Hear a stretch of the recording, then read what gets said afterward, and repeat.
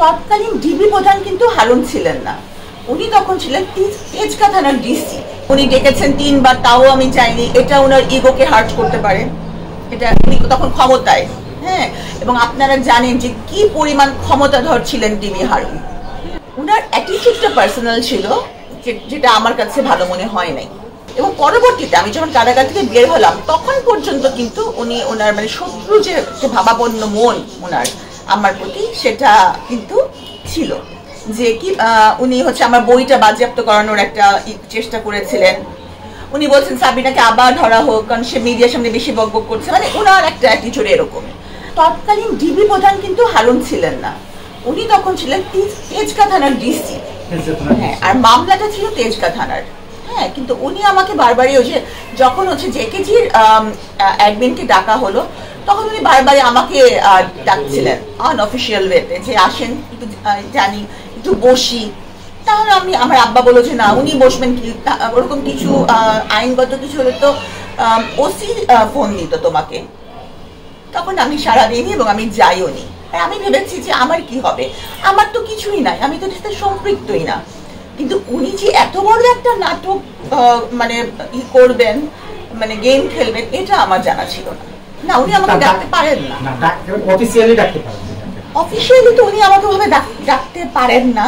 আর হচ্ছে যে ওরকম যদি কিছু জিজ্ঞাসাবাদের প্রয়োজন হতো ওসি আমাকে ডাকতেন, কিন্তু উনি তো ওখানে তো ওসি আরো ছিলেন এবং তদন্তকারী যে কর্মকর্তা ছিলেন এই মামলার, উনিও ছিলেন। তারা কেউ আমাকে ডাকেনি। উনি কাউকে উনি আমাকে কেন ডাকবেন? ওনার তো আমাকে ডাকার কোনো এখতিয়ার ছিল না। ওনার অ্যাটিটিউডটা পার্সোনাল ছিল, যেটা আমার কাছে ভালো মনে হয় নাই।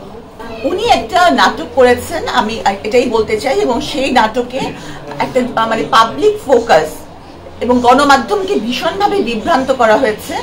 গণমাধ্যম কিন্তু সেটাই দেখবে যেটা ওনাদেরকে দেখানো হবে।